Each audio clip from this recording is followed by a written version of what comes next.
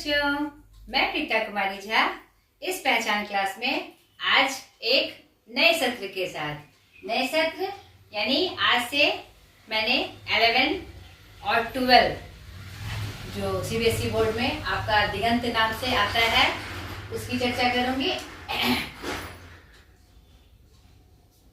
ठीक है, तो बच्चे कह रहे थे कि मैम 11-12 का वीडियो नहीं आता है, तो कुछ व्यस्तता थी बच्चों जिसके कारण मैं नहीं डाल पा रही थी। और जल्दी ही मैं आपका शेड्यूल बना दूंगी कि किस दिन किस क्लास का वीडियो आएगा और कैसे आप हमसे जुड़ सकते हैं।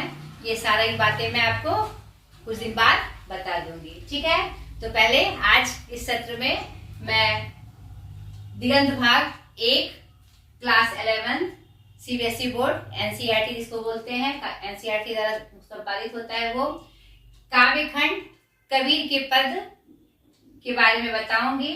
जो कबीर वांग्मय खंड 2 जिसमें उनके शब्द का वर्णन है और जो जयदेव सिंह एवं वासुदेव सिंह द्वारा संकलित और संपादित है। ठीक है, तो इसमें 2 पद हैं। इस पाठ में जो कबीर के पद हैं आपके पाठ्य पुस्तक में 2 पद संकलित हैं। आज हम प्रथम पद की चर्चा करेंगे। तो इसी क्रम में सबसे पहले जैसा कि मैं आपको बताती हूँ हर काव्य खंड में, हर गद्य खंड में कि कवि परिचय और उसके बाद पद परिचय एवं उसकी संपूर्ण व्याख्या। तो मैंने कबीर का जो जीवन परिचय है एक शॉर्ट्स में भी और फुल वीडियो में भी यूट्यूब में डाला हुआ है। जब मैं 9th क्लास शब्द एवं साख्या पढ़ा रही थी तो उसमें मैंने कबीर दास जी का पूरा परिचय डिटेल से दिया है। ठीक है, आप जाकर वहां पर कबीर का जीवन परिचय के रूप में या कबीर जी का जीवन का परिचय के रूप में आप पूरा जान सकते हैं। फिर भी पाठ में कवि आए कबीर दास जी के रूप में तो मैं साधारण परिचय आपको चाह रही हूँ कि मिल जाए आपको। कबीर दास जी, कबीर दास जी भक्ति काल के कवि थे। हमारे हिंदी साहित्य का जो मध्य युग कहलाता है, पहले आदि काल, भक्ति काल, रीति काल और आधुनिक काल, 4 मुख्य काल हम जानते हैं। अलग अलग विद्वानों ने, इतिहासकारों ने वर्णन किया है, लेकिन मुख्यतः इन 4 के रूप में ही हम जानते हैं। ठीक है, तो ये भक्ति काल के कबीर दास जी भक्ति काल के धारा के कवि थे।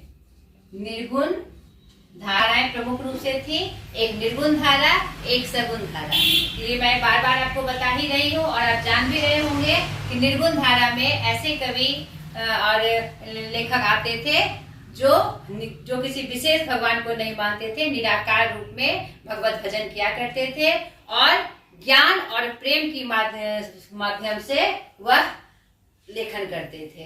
तो इस निर्गुण धारा में 2 शाखाएं थी हमारी, तो ये ज्ञानाश्रयी शाखा के हैं। ये हमारे कबीर दास जी ज्ञानाश्रयी शाखा के हैं। ठीक है, याद रखना है आपको। निर्गुण धारा में 2 शाखाएं ज्ञानाश्रयी और प्रेमाश्रयी। हमारे कबीर दास जी ज्ञानाश्रयी शाखा के थे। ज्ञानाश्रयी का मतलब ज्ञान के माध्यम से वह हमें शिक्षित करते थे। ज्ञान क्या करता है, हमारे अंदर जो कमजोरियां हैं, जो दुर्बलताएं हैं, अगर सच्चा ज्ञान हमें प्राप्त हो जाए तो उस दुर्बलताओं को हम दूर कर सकते हैं, उस कमजोरियों से हम मुक्ति पा सकते हैं। तो इन्होंने इसके माध्यम से ज्ञान की शिक्षा दी है। और कबीर दास जी के बारे में उनका कोई जन्म का विशेष प्रमाण प्राप्त नहीं होता है। जुलाहा दंपति ने उनका लालन पालन किया था। और इनका एक विशेष बात कि यह इन्होंने कभी पेन को नहीं छुआ, कलम को नहीं छुआ। खुद अपने दोहों में ये बताते हैं, मसीह कागज छुयो नहीं, कलम गही नहीं हाथ। तो इनके साक्षर होने का भी कोई प्रमाण नहीं मिलता है। ऐसा माना जाता है कि ये घूमकर साधुओं के बीच बैठकर और क्या कहते हैं विशेष सभा में जाकर साधुओं की संगति में इन्होंने ज्ञान की प्राप्ति की और उसे पाकर फिर उन्होंने दुनिया को ज्ञान के माध्यम से प्रचार प्रसार किया और उनका संकलन उनके शिष्य धर्मदास जी ने बीजक नाम से संकलित किया। ठीक है, ये बात इनकी आती है। और हमारे कबीरदास जी में एक और विशेष गुण है कि वह कानों सुनी नहीं मानते हैं, आंखों देखी मानते हैं। यानी कि आंखों देखी को मानने के लिए किसी विशेष के सर्टिफिकेट की आवश्यकता नहीं है, किताबी ज्ञान की आवश्यकता नहीं है। तो उन्होंने जो आंख से देखा और जो महसूस किया, उनको उन्होंने आधार बनाया अपनी लेखनी का। ठीक है बच्चों, बहुत बड़ी बात है ये। और थोड़ा सा हम जान लें, इनका जन्म 1440 ईस्वी ज्येष्ठ पूर्णिमा ब्रह्म मुहूर्त में इनका जन्म हुआ था। कहाँ? लहड़तब काशी में। लहड़तब एक पड़ता है, ठीक है। और इनके पिता का नाम, माता का नाम, गुरु में रामानंद जी का नाम आता है। ठीक है, लहड़तब काशी में हुआ था। और माना जाता है कि 1548 ईस्वी में इनकी मृत्यु अनुमानतः मानी जाती है। 1548 ईस्वी में इनकी मृत्यु मानी जाती है। क्या कहते हैं, उत्तर प्रदेश में ही एक जगह है मगहर, उत्तर प्रदेश में इनकी ऐसा अनुमान किया जाता है कि वहां पर इनकी मृत्यु हुई थी।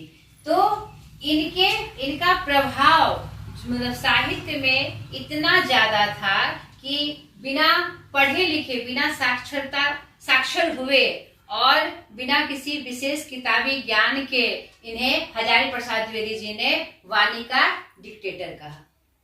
कि उनमें वह गुण है कि वह सब कुछ डिटेक्ट कर सकते हैं। वाणी का डिक्टेटर किसने कहा इनको? वाणी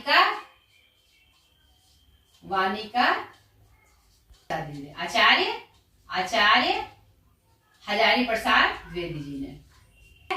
और इनके भाषा को हमारे आचार्य रामचंद्र शुक्ल जी ने साधुकड़ी भाषा कही है, क्योंकि इनकी भाषा, जब इनका लेखन कार्य चल रहा था तो उस समय लोक भाषा प्रचलन में वही वैसे साहित्य लिखे जाते थे जो लोक भाषा में चलन में हो।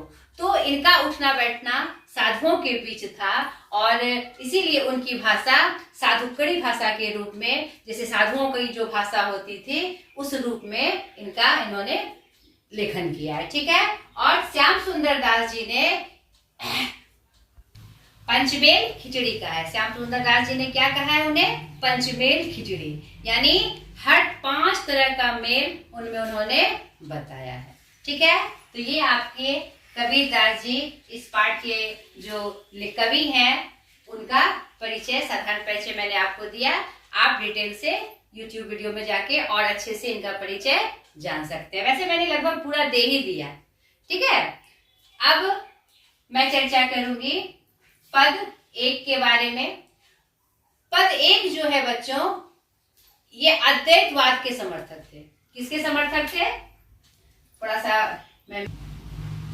कबीरदास जी, अद्वैतवाद क्या होता है? वेदों में अद्वैतवाद उस परंपरा में आता है जहां परमात्मा और आत्मा को एक मान लिया जाता है। ठीक है। कि और उनके अलावा और किसी की महत्व नहीं है, यानी कि परमात्मा ही सर्वशक्तिमान है और एक है। उन्होंने ऐसा माना, अद्वैतवाद में इसका समर्थन हुआ है कि परमात्मा और आत्मा एक ही है, एक ही बिंदु है, खाली उसका रूप अलग अलग रूप में दिखाया जाता है। ठीक है।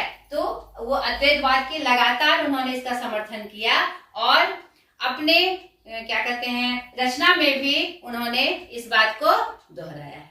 ठीक है। इनकी जो रचनाएं हैं बीजक नाम से संकलित है, जो कि उनके शिष्य धर्मदास जी ने, किसने? धर्मदास जी ने 64 ईस्वी में संकलित किया। ठीक है, बीजक का मतलब होता है साखी, ध्यान से देखिए, शबद और रमैनी। इन तीनों के संगम को ही क्या कहा जाता है बच्चों? बीजक कहा जाता है। तो उनकी जितनी भी रचनाएं थी अलग अलग रूपों में, जो अलग अलग तरह के उन्होंने जो उपदेश दिया, संदेश दिया, तो सबका मिला के संकलन उनके शिष्य धर्मदास जी ने बीजक नाम से किया। बीजक का मतलब है साखी, शबद और रमैनी का मेल। अब ये साखी, शबद, रमैनी क्या है, थोड़ा सा ये जान ले हम लोग। साखी मतलब होता है दोहा। ठीक है, इस साखी में लगभग 353 साखियां उनकी संकलित है और प्रमाणित और मानी जाती है। तो साखी का मतलब होता है दोहा। साखी में कबीरदास जी ने क्या बताया? ये जो परम सत्ता है, परमात्मा है, उनको लगातार याद करते हुए, उन्हीं में क्या कहते हैं, मनन करते हुए उनको हमेशा याद करते रहना कि ये जो परमात्मा है, उन्होंने इस शरीर को बनाया, तो उनका कृतार्थ हुए हम, और इसीलिए उनको हमेशा दोहराते रहना, उनके नाम को हमेशा दोहराते रहने की चर्चा उन्होंने साखी में की। ठीक है, शबद का मतलब होता है श्लोक या पद, श्लोक या पद। शबद में क्या है, ये अलग अलग पार्ट्स में दिए हुए हैं, जिसको बीजक नाम से उन्होंने संकलित किया है हमारे धर्मदास जी ने। शबद का मतलब होता है कि शबद में किस प्रकार की रचनाएं प्राप्त होती है कबीरदास जी की, कि उन्होंने, उनके गुरु ने, रामानंद जी ने जो उन्हें उपदेश दिए संसार के लिए, ज्ञान के माध्यम से जो ज्ञान उनको दिया, उसी उपदेशों का संकलन उन्होंने शबद में किया है। ठीक है, और जो कि श्लोक में भी है, कहीं कहीं पद में भी है। समझ गए बच्चों? और ये रमैनी क्या है?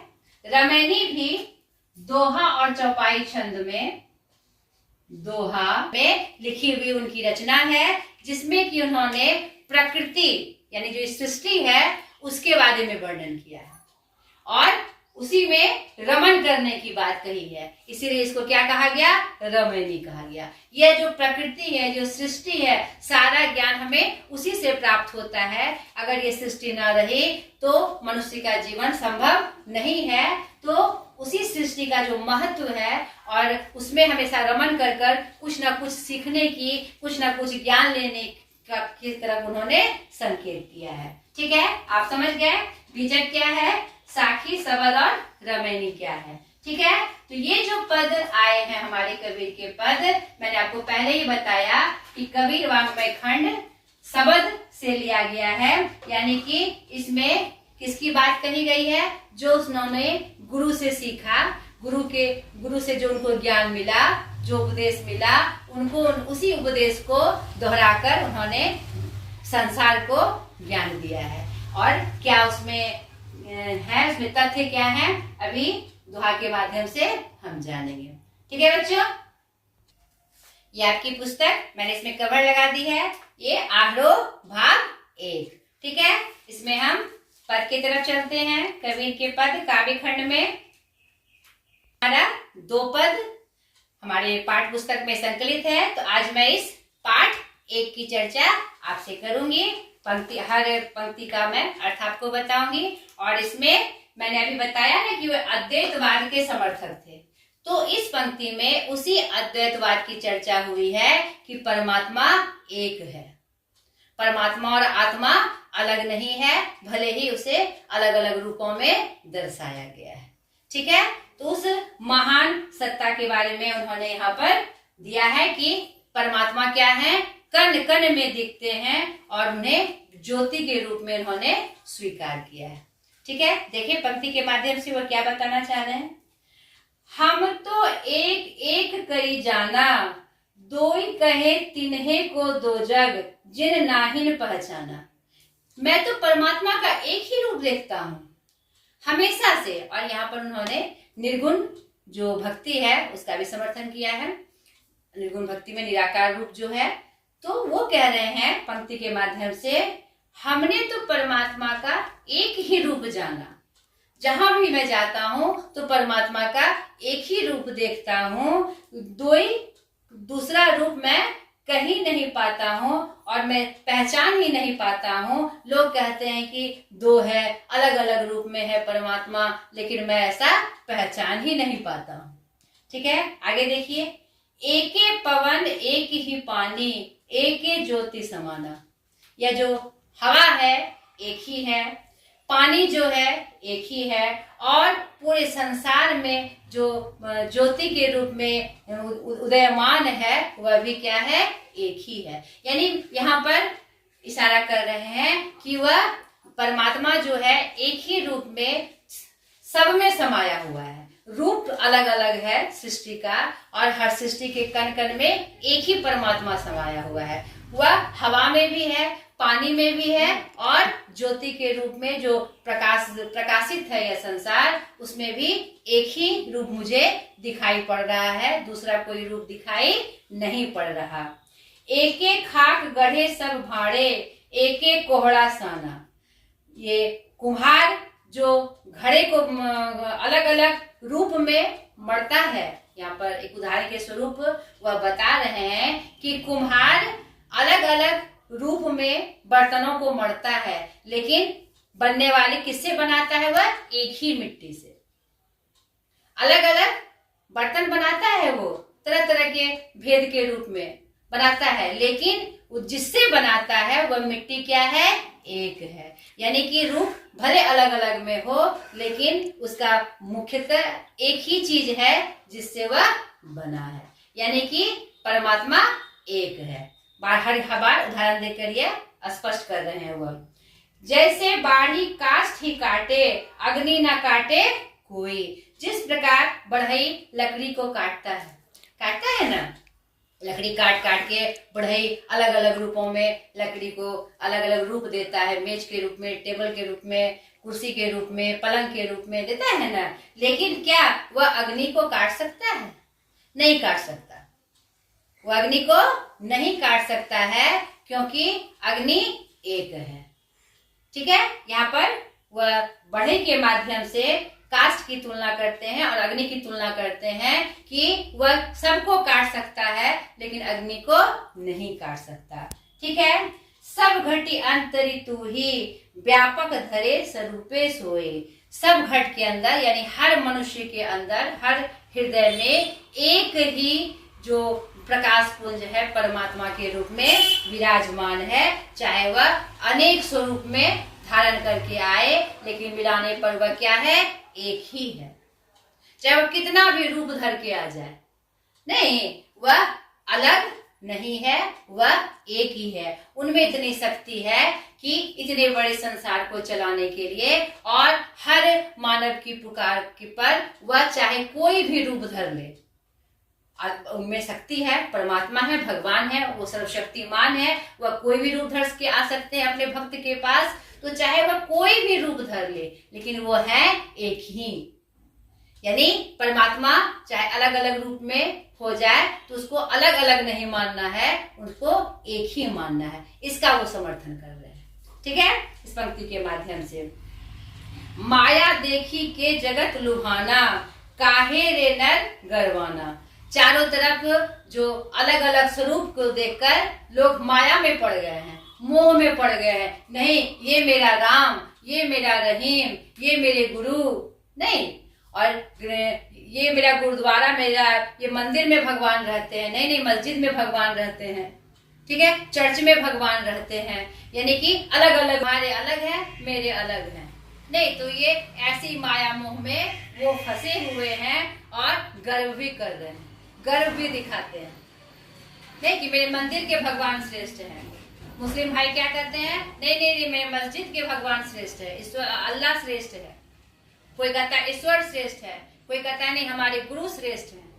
ठीक है, अलग अलग रूपों में वह मान भी रहे हैं और उस पर गर्व भी महसूस कर रहे हैं। अरे पागलों, अरे बुद्धुओं, ऐसा कुछ नहीं है। कबीरदास जी क्या कहते हैं, ऐसा कुछ नहीं है, वह एक ही है। इस माया में मत पड़ो, इस मोह को खुद से खींच के निकाल दो।